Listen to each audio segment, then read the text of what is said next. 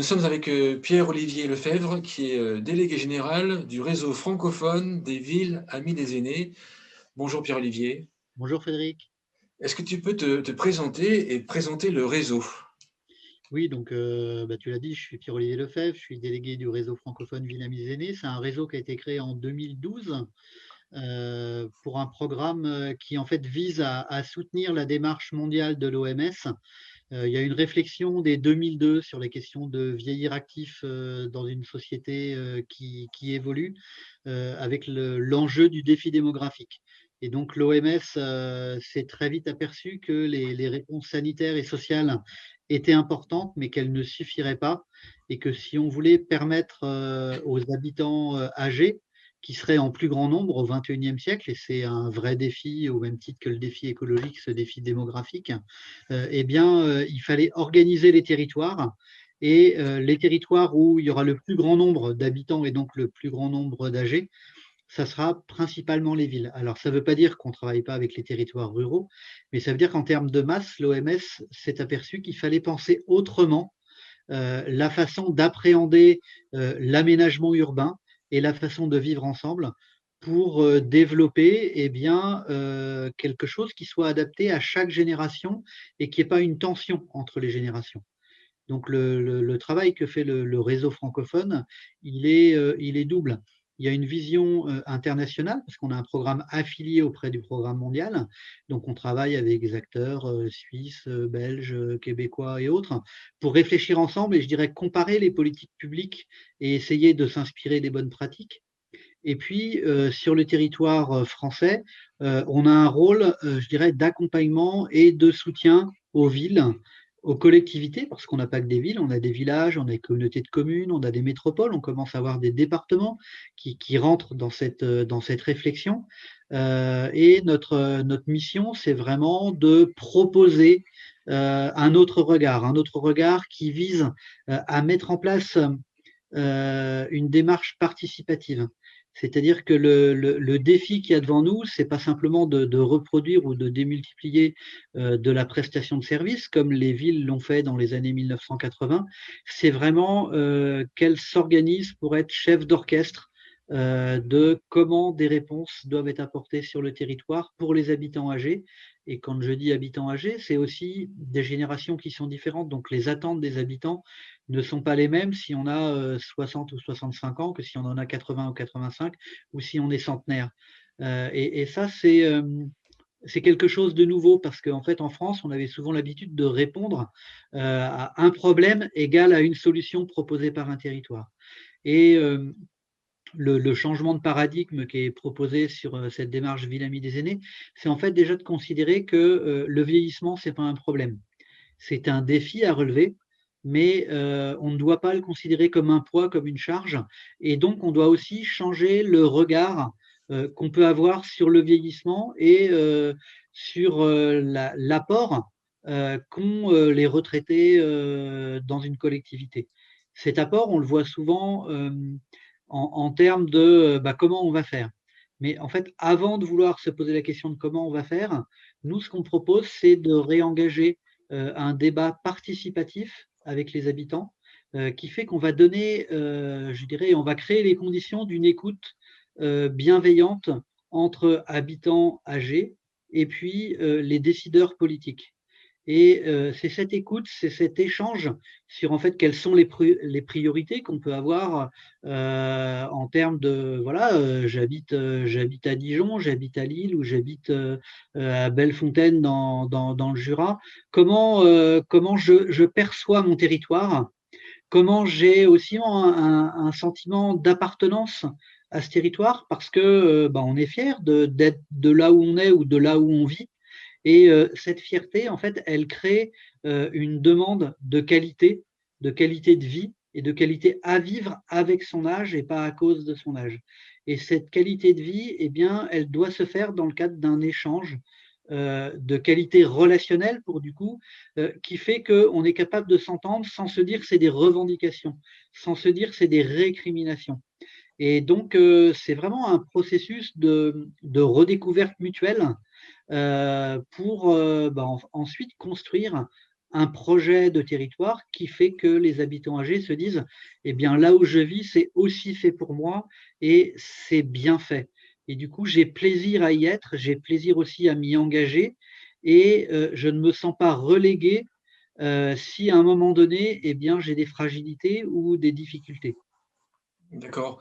Est-ce que tu peux, décrire ce que serait une ville qui serait, 100 amie des aînés?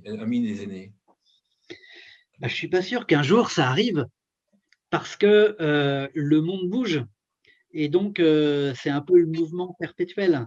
Par contre, une ville qui voudrait tendre à être de la plus grande qualité de vie possible pour les aînés, c'est d'abord une ville qui aura mis en place des instances de concertation et de participation avec les habitants pour qu'il y ait, je dirais, une causerie permanente entre les acteurs et les décideurs. Et que quand on observe quelque chose, on puisse se dire, tiens, j'ai observé ça, et en même temps, voilà ce que je propose pour le faire améliorer. Et puis, c'est une ville qui aura une vision véritablement transversale autour des sujets d'environnement bâti et d'environnement social. Alors, l'environnement bâti, c'est quoi? C'est les questions d'habitat. Et à travers l'habitat, de penser vraiment eh bien, les choses sur un parcours résidentiel. C'est de ne pas opposer le domicile à la vie en établissement ou à la vie collective. C'est de se dire que, en fonction de ce qu'on est, de ses moyens, de ce qu'on attend, de son âge, de son potentiel et de ses difficultés, eh bien, il y a des choses qui sont différentes. Et eh bien, ça va de l'aménagement du logement jusque certainement à l'EHPAD du 21e siècle, en passant par plein de formules. Des formules d'habitat collectif, de domicile partagé, d'habitat inclusif, c'est devenu très à la mode aujourd'hui, mais ça couvre plein de choses. D'habitat intergénérationnel, de cohabitation, de résidence-service ou de résidence-autonomie et de se dire que dans chacune de ces propositions, eh bien, il y a des choses qui sont qualitatives à vivre, mais qu'il faut être transparent sur le projet de vie qui est proposé. Est-ce que c'est un projet individuel? Est-ce que c'est un projet collectif? Et puis ensuite, à l'échelle d'un territoire, d'une métropole, une communauté de communes, d'un canton, eh bien, c'est d'avoir une gamme d'offres. Car une ville amie des aînés, c'est certainement pour réussir une ville qui a compris qu'il était important de donner du choix aux habitants et de ne pas dire c'est ça ou rien. Donc c'est vraiment cette vision d'ensemble. Et ce choix, il doit être proposé de la même façon sur les questions de transport et de mobilité. Il n'y a pas à dire qu'une mobilité est bien au détriment d'une autre, il y a à dire que la réflexion multimodale, eh bien, elle est complémentaire. Et les uns ou les autres, quel que soit notre âge, eh bien, il y a des moments, on a une mobilité liée à nos pieds, qui est la plus grande mobilité, hein, c'est le plus grand moyen de locomotion et on l'oublie très souvent. À d'autres moments, ça va être le vélo ou la trottinette dans certaines villes et on voit bien là la confrontation d'usage entre différentes mobilités et différents âges. Et une ville amie des aînés, c'est une ville qui va se poser cette question, non pas de diaboliser ou de valoriser tel ou tel type, mais de réfléchir à est-ce qu'en fait on peut cohabiter ensemble en fonction de rythmes, de temps qui ne sont pas les mêmes avec l'âge. Hein, et ça viendrait à l'idée de personne de marcher à pied sur l'autoroute. Et pourtant, quand on met un vélo rapide sur un trottoir où une personne très âgée Mmh. marche, ça fait à peu près le même effet. Donc, c'est de prendre en considération, je dirais, la perception du territoire et de comment on vit dessus, et ensuite les conséquences des modes qu'on met en place. Là, je parle de la mobilité, mais ça pourrait être sur un autre sujet. Hein, la même question se passe sur les espaces extérieurs, les bâtiments publics. Voilà, les enjeux d'éclairage, les enjeux de sécurité, les enjeux de passage piéton, d'enrobés sur la voirie, de panneaux de signalisation. Donc vraiment une vision d'ensemble autour de cet environnement bâti et je dirais plus particulièrement sur ces trois sujets-là, c'est en fait de se questionner à chaque fois qu'on met en place une politique publique, qu'on agit sur le territoire et de se demander si, quand on est âgé, est-ce qu'on va se dire c'est aussi fait pour moi? Ou est-ce qu'on va se dire qu'on est obligé de faire quelque chose à côté, un petit peu à part? Et là, ça veut dire qu'on doit peser le pour et le contre de faire à part par rapport aux défis démographiques et donc à ce que représentera le fait de faire quelque chose à part. Je prends les transports en commun. Si vous avez que quelques pourcents de personnes à aller chercher chez eux, on peut mettre une navette. Si ça représente 10, 15, 20% des habitants, il faut penser les transports en commun, y compris avec les contraintes qu'ont les habitants âgés et ne pas mettre un dispositif à côté. Donc c'est ça, cette co-réflexion permanente autour de ces sujets-là. Et puis après, il y a tout ce qui est l'environnement bâti. Donc je dirais quelque chose de plus subtil autour du lien social, autour de la solidarité, de l'engagement bénévole, autour des questions d'information et de communication, qui sont en fait au cœur de la perception de se dire est-ce que les choses me sont destinées ou pas. Et au final, il ne s'agit pas, pour une ville amie des aînés qui voudrait réussir, de se dire je fais quelque chose pour tous, car souvent le pour tous va cacher une forme de moyenne, et cette moyenne, elle est assez peu faite pour les plus âgés, parce qu'ils ont des spécificités liées à leur âge, en termes de rythme, de compréhension, de temps des choses, de capacités qui ne sont pas les mêmes. Et moi, souvent, sur l'information et la communication, je questionne les territoires en disant, mais quel pas de caractère vous utilisez dans vos courriers? Est-ce que les retraités sont visibles à travers des visuels, des photos dans votre journal municipal? Est-ce que derrière le pour tous, eh bien, les horaires qui sont proposés pour telle ou telle manifestation correspondent au rythme des habitants âgés? Ou est-ce qu'au final, en disant réunion publique à 21h, de fait, on n'exclut pas un certain nombre de gens parce qu'on ne va pas se sentir rassuré de sortir à 21h? Alors évidemment, ce n'est pas des questions en ce moment qui se posent, mais de façon générale, ça se posera et on voit bien parfois que le pour tous est pensé par rapport aux actifs, par rapport aux étudiants, et assez peu par rapport au rythme qu'ont les habitants âgés, qui ont une forme de double rythme. Ils ont un rythme, je dirais, lié à la vie familiale. Et par exemple, les calendriers des retraités sont souvent collés sur le calendrier scolaire parce que le rythme des vacances pour ceux qui sont grands-parents est fondamental. Et puis, il y a un autre calendrier qui, je dirais, est parfois à contretemps des autres acteurs de la ville parce qu'on n'a pas toujours envie d'être eh bien, en confrontation avec la masse et avec le nombre. Mais les deux se conjuguent, hein, et souvent, quand on a un débat dans les territoires, on nous dit mais pourquoi les retraités ils vont en même temps que les autres faire leurs courses et ainsi de suite. Ben, il y a deux raisons à ça. La première raison, c'est que s'ils sont plus nombreux qu'avant et qu'ils représentent un tiers de la population, eh bien celui qui va observer qu'il y a des retraités, il va observer au moment où il y est, mais il ne va pas s'apercevoir qu'en fait il y en a aussi au moment où il n'y est pas. Et puis la deuxième chose, c'est qu'on doit, si on veut faire une société du vivre ensemble, eh bien, dédier des temps où on a le droit d'être avec d'autres générations et que ce soit, je dirais, des échanges intergénérationnels naturels et qui ne soient pas imposés. Parce que sinon, on va inventer de l'intergénération pour dire, regardez, on vit ensemble, mais de l'autre côté, on va faire des horaires en disant, bah là, c'est des horaires réservés aux jeunes ou réservés aux actifs ou réservés aux retraités. Et par exemple, moi, j'ai vu quelque chose d'effroyable se faire avec le Covid en Pologne, où on a mis des horaires de sortie dédiés aux retraités pour que, en gros, ils ne viennent pas gêner les autres générations. Et je pense que là, si on aboutit à ça, on aboutit véritablement dans un drame humain où on renvoie un message de dire aux gens, vous avez le droit d'exister, mais ne gênez pas les autres parce que vous êtes au final un petit peu de trop. D'accord. Est-ce que tu peux citer des exemples en France ou à l'étranger de villes qui sont en avance dans cette réflexion ou dans des actions? Alors, dans des actions, parce que enfin, le rôle du réseau, c'est d'accompagner les territoires. Donc, on n'est pas aujourd'hui dans un classement du top 10 des villes qui sont les mieux. Il y a d'autres organismes qui font régulièrement des classements. J'en ai vu au Figaro, j'en ai vu à Notre Temps où des critères étaient utilisés. Voilà. Mais nous, ce qui nous intéresse, c'est de valoriser ce qui fonctionne bien, hein. Et je pense que ça, c'est vraiment important. C'est-à-dire que par rapport à une société, on est souvent sur la réserve et sur une forme de défiance par rapport au territoire. Il est important, si on veut reconstruire du lien et de la confiance, d'apporter quelque chose qui fonctionne bien et de montrer qu'il y a énormément d'idées et énormément d'innovation. D'innovation non pas par rapport à quelque chose qui serait extraordinaire, mais d'innovation dans le sens de l'usage simple, bénéfique, fructueux pour les habitants âgés. Alors, on a plus de 460 retours d'expérience de nos villes adhérentes, hein. On a presque 160 adhérents aujourd'hui en France et on a plus de 460 retours d'expérience pour montrer que, eh bien, autour de ces sujets que j'ai cités, mais aussi toutes les questions d'autonomie, de services et soins, de culture et loisirs, de participation citoyenne, de bénévolat, en plus des autres sujets, il y a une forte créativité. Ce qui est intéressant, c'est de voir que sur chacun des sujets, il y a des points forts sur des territoires.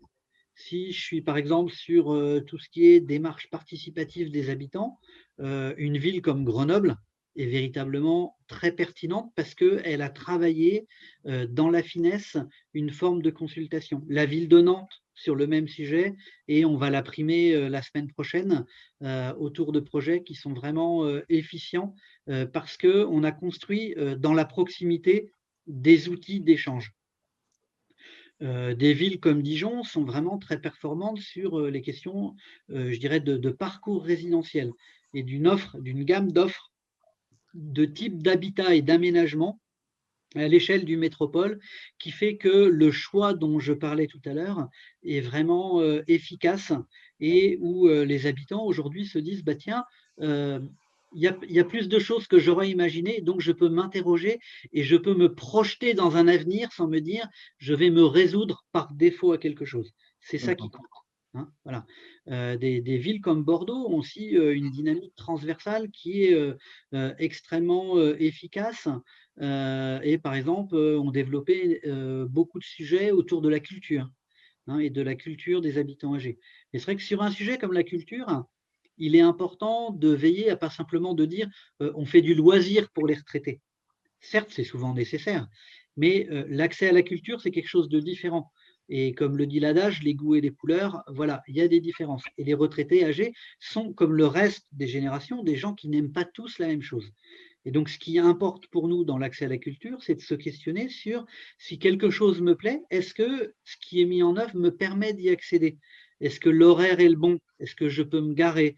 Est-ce que le prix correspond à mes capacités? Est-ce que je peux y aller accompagné? Est-ce que ça va être ouvert avant qui fait que je vais pouvoir me sentir rassuré par rapport à mon rythme?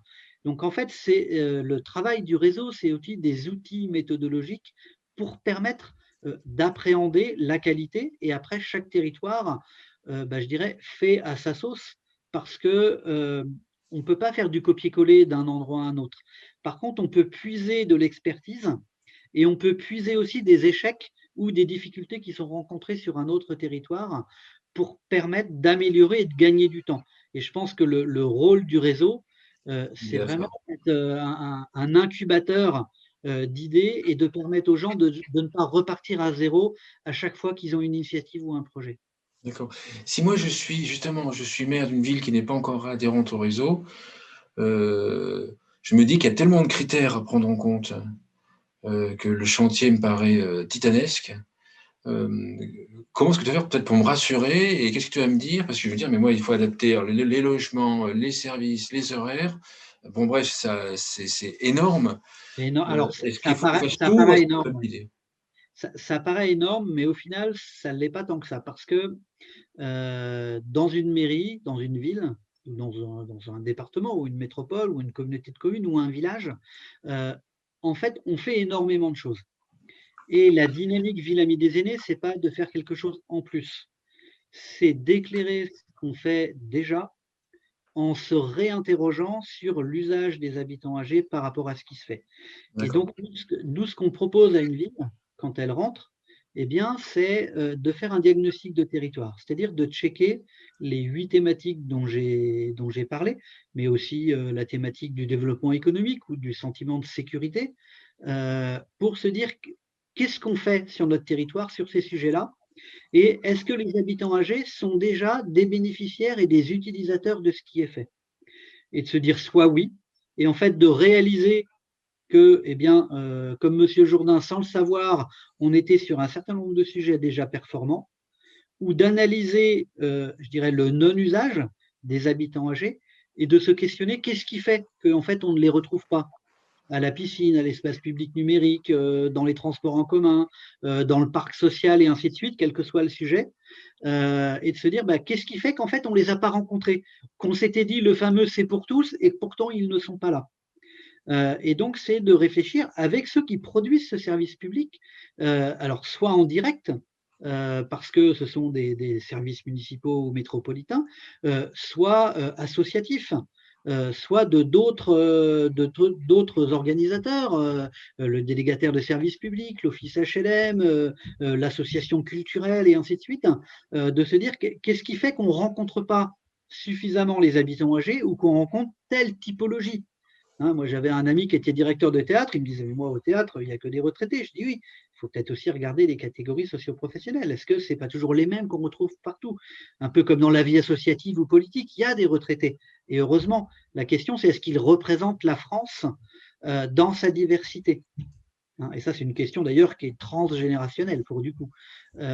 Et donc, c'est une fois qu'on a fait ce diagnostic de territoire, qu'on a redécouvert qu'en réalité, il y avait beaucoup de choses qui se faisaient, eh bien, ça donne de la lisibilité et de la compréhension de ce qui se fait.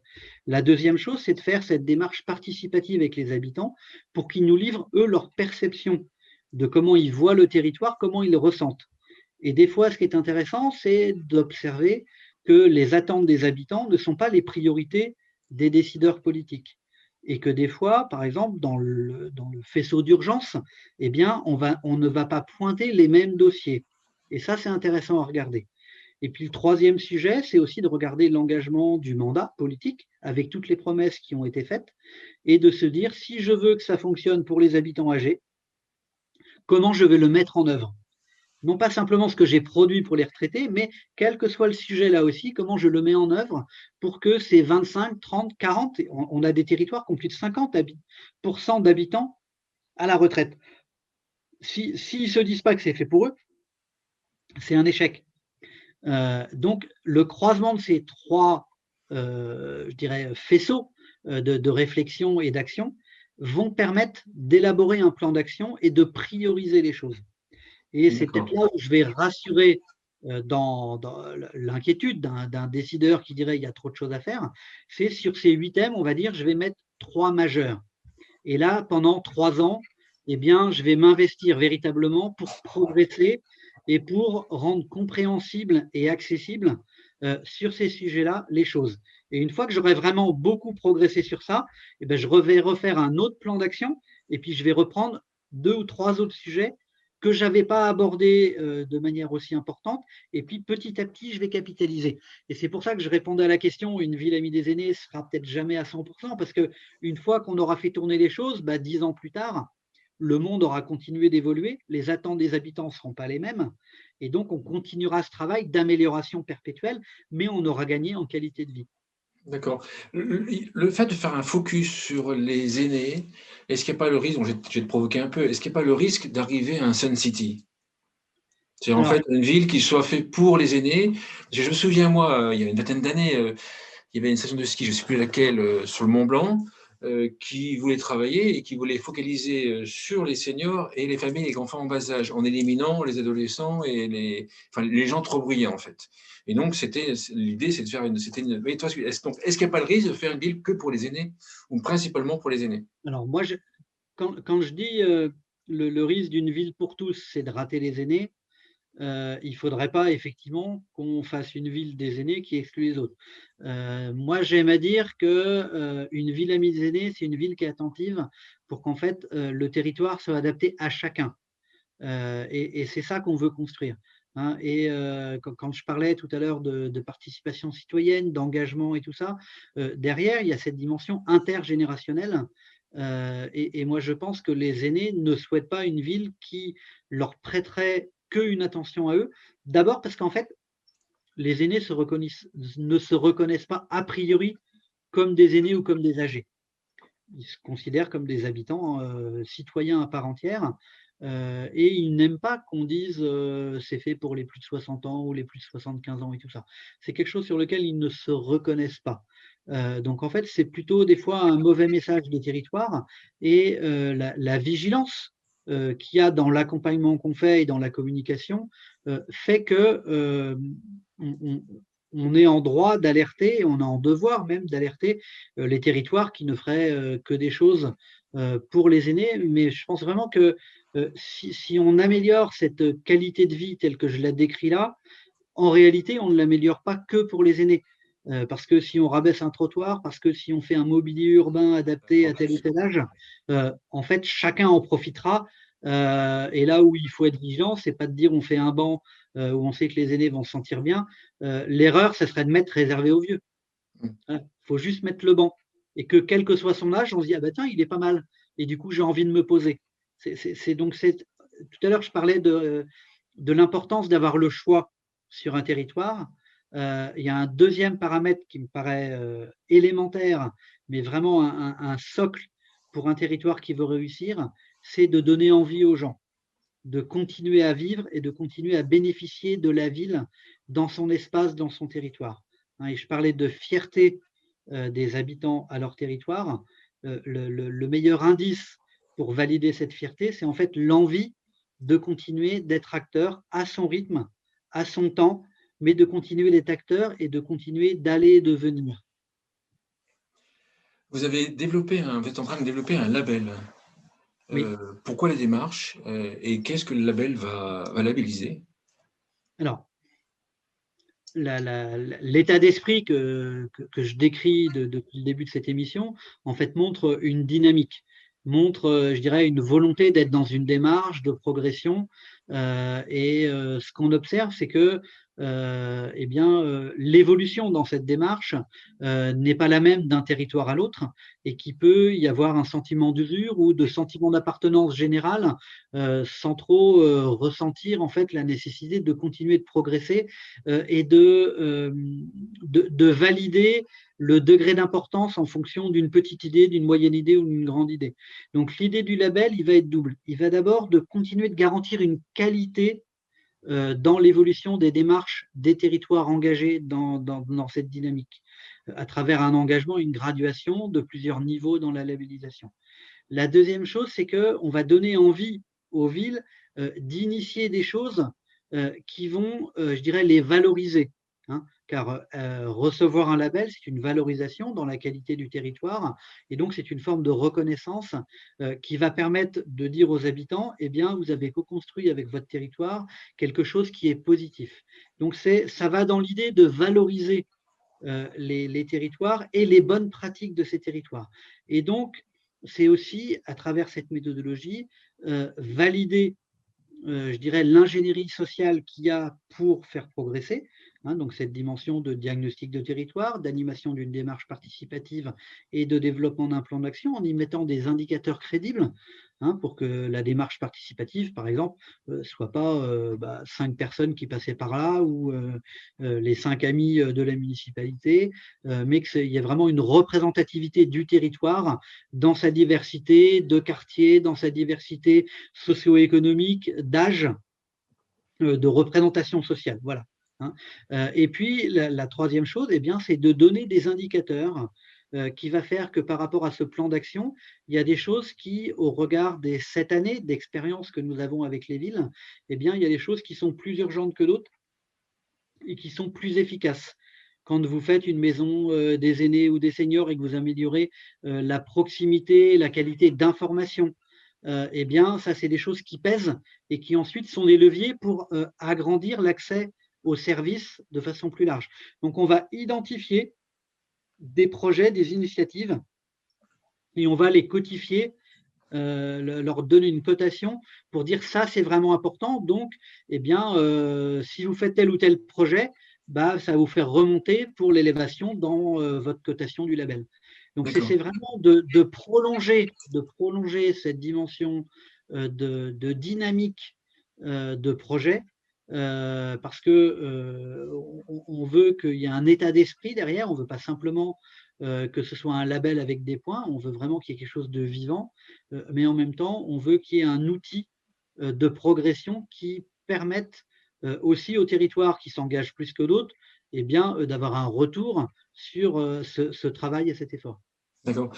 Étant donné qu'il y a plusieurs critères et plusieurs actions qui peuvent être mises en place et qu'on ne peut pas tout faire, j'imagine que sur un même niveau de label, il y aura des villes qui auront pris des actions et des angles différents. Oui, alors là, c'est un petit peu tôt, on est en train d'élaborer le label, hein. C'est un gros travail, puisqu'on croise les données de l'OMS avec la réappropriation et la réécriture qu'on a fait, pour la France, parce que l'organisation administrative avec le millefeuille et tout ça et les domaines de compétences des différentes collectivités n'est pas le même pour arriver à aboutir à l'ensemble du projet. Il y a les différences de taille de communes, et de collectivités et puis effectivement les thématiques qui se recoupent. Donc, ce qui est à peu près certain, c'est qu'il va y avoir 4 niveaux dans le label, un en route vers le label, plus 3 autres niveaux de progression. On est en train de travailler avec l'APAV pour construire, je dirais, le référentiel du label.